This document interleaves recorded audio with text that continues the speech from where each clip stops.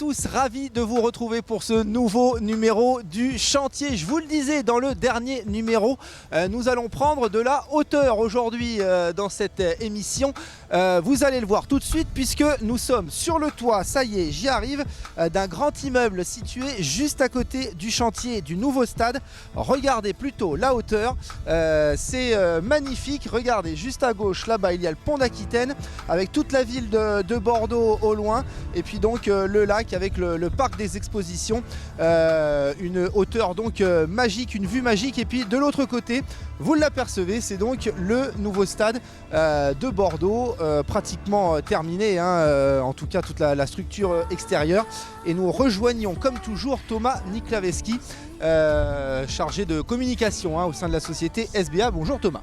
Bonjour Olivier. Quelle vue magistrale aujourd'hui vous nous proposez? Magnifique, bon, on n'a pas encore trop de soleil mais on est pas mal, on est en hauteur et surtout on a un beau visuel au niveau du virage sud-ouest du stade, donc c'est vraiment l'idéal. Alors, nous sommes placés donc à côté de ce stade. Vous le voyez sur ces images, le pont d'Aquitaine là-bas, toute la ville de Bordeaux en face de nous, le lac, le parc des expos et puis donc le stadium, le vélodrome juste derrière nous. Là, on le situe bien, vous voyez vraiment où se situe ce nouveau stade. On va faire le tour un petit peu de tout ce qui a été construit également à côté. Donc, on voit bien cette esplanade, c'est l'accueil donc des gens les soirs de match avec tous ces arbres, ces pins, c'est quasiment terminé ça. Complètement, là c'est vrai qu'on voit très bien le parvis ouest, donc qui fait 5 hectares, qui a été aménagé. Donc là il y a à peu près un peu plus de 300 pins juste sur le parvis ouest, ce côté-là. On verra aussi le village d'animation donc qui va arriver bientôt également, juste derrière donc la Jalère. Ce qui est intéressant aussi, c'est qu'on voit sur votre gauche aussi le parc des expositions, enfin le parking du parc des expositions qui sera réservé gratuit à tout le grand public venant au stade, donc ça représente 6000 places. Ensuite, donc, vous disiez justement le stadium Vélodrome juste derrière le rond-point donc d'accès aussi au stade.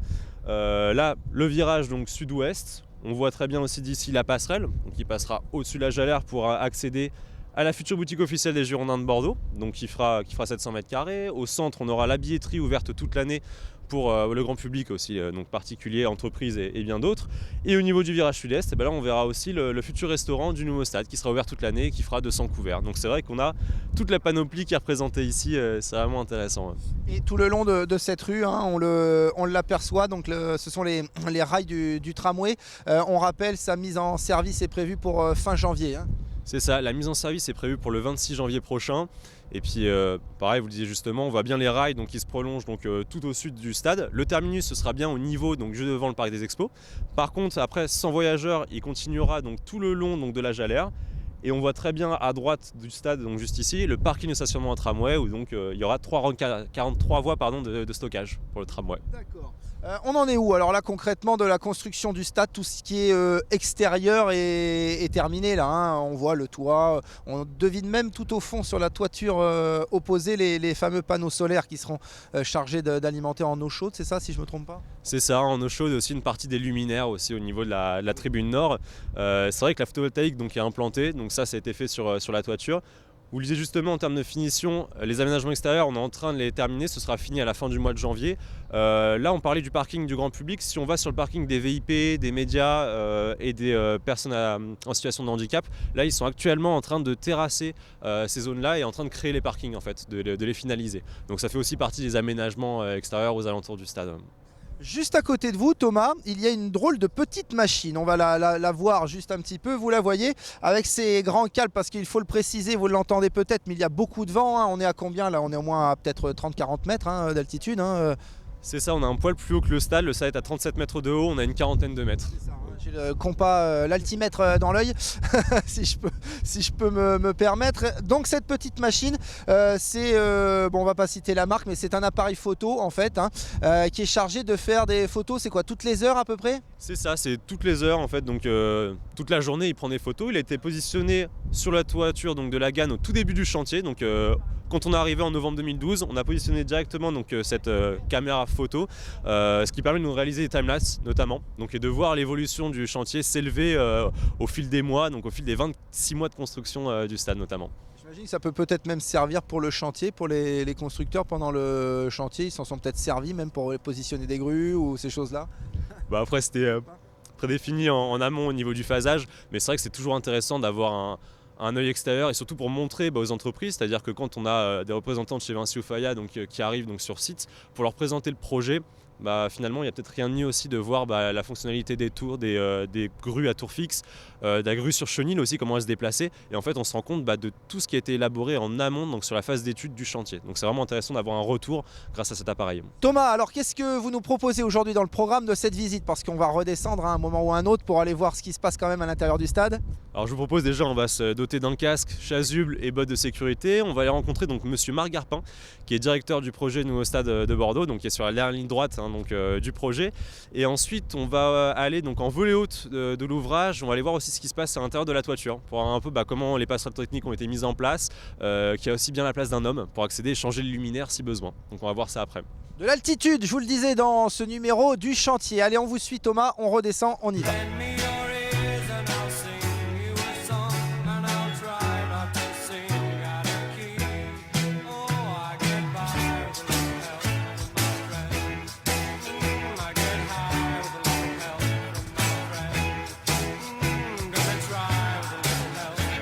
Voilà, nous sommes donc redescendus un petit peu, même si nous gardons encore un peu de hauteur, puisque nous sommes au niveau de la coursive du stade avec Marc Garpin.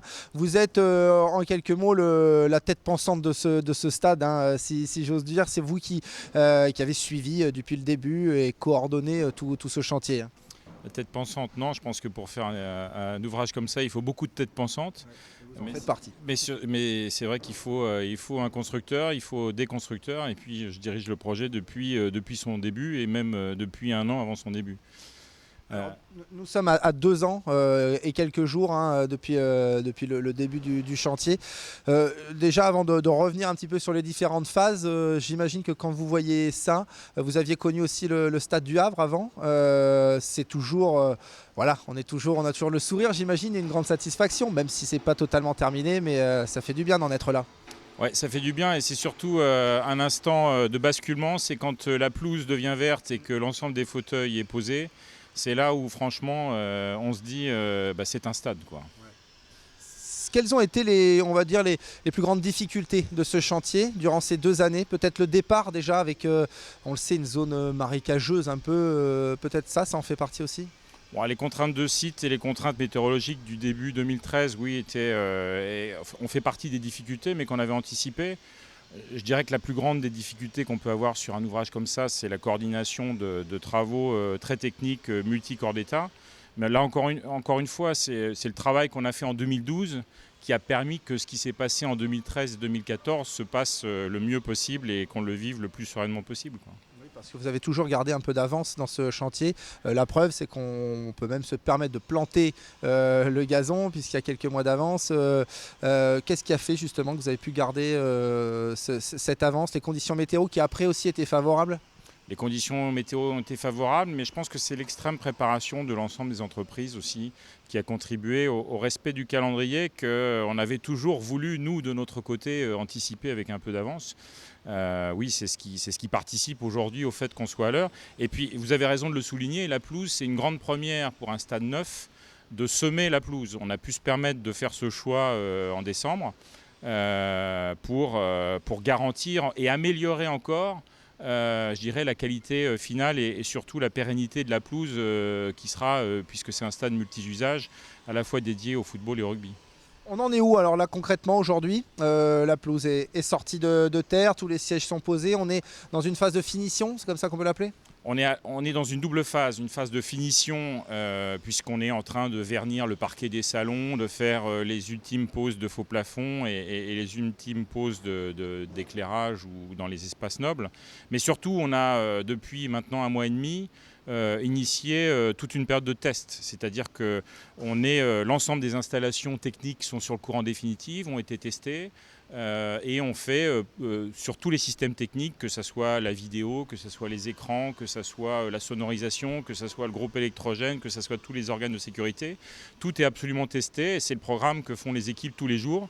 Et ça, c'est commencé depuis 1 mois et demi et ça va se poursuivre encore pendant un petit mois. Aujourd'hui, donc, on l'a dit, aucun retard, un peu d'avance même, plus aucune interrogation sur ce qui va se passer. Bon, il peut y avoir 2-3 petits pépins, mais c'est pas ça qui remettra quoi que ce soit en cause, hein. Oui, vous savez, c'est comme dans le sport. Je crois quand le coup de sifflet final n'est pas sifflé, le match n'est pas gagné complètement. Hein. Donc je reste toujours prudent. Mais c'est sûr que mois après mois, semaine après semaine, on a vu les échéances et les étapes importantes se franchir. Donc il nous reste quand même, et c'est toujours la plus importante, l'ultime à franchir, c'est de réceptionner l'ouvrage et d'en donner les clés à la ville dans les meilleures conditions. Et puis surtout le plus grand test, ça sera le premier match.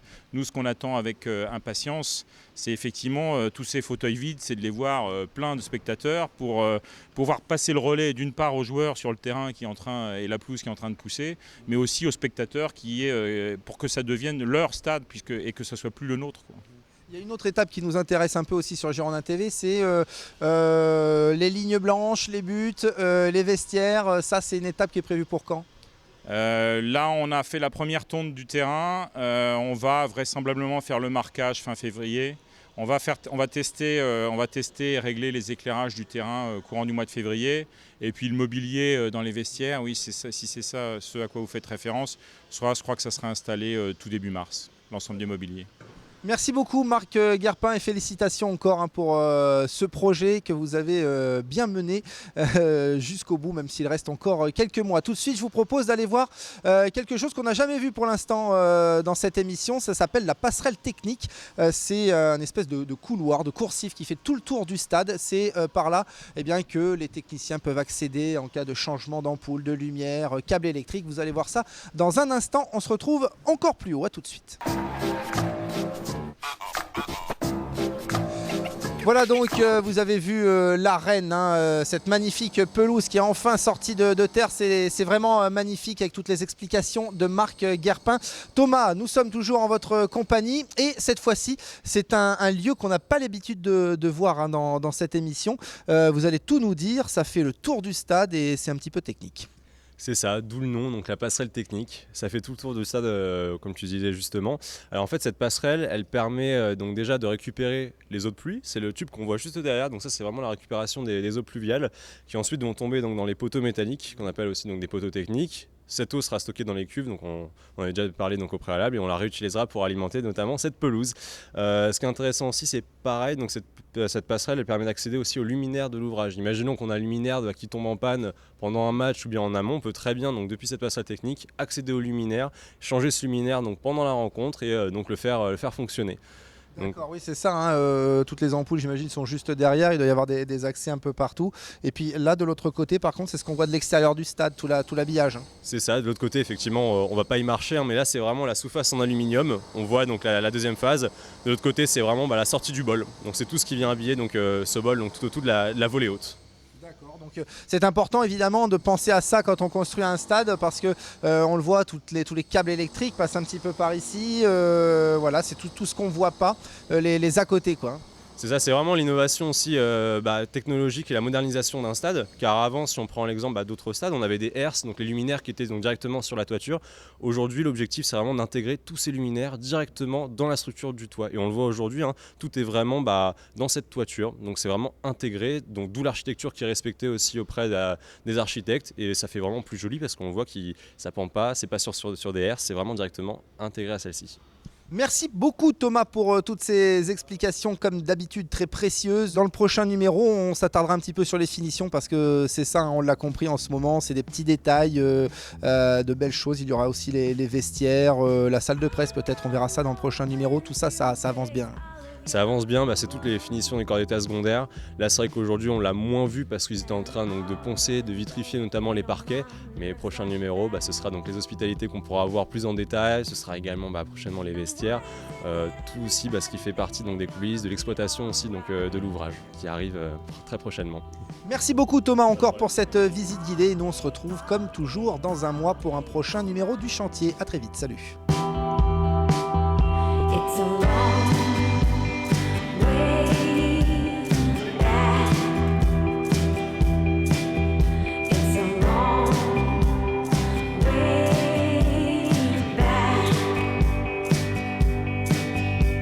What do they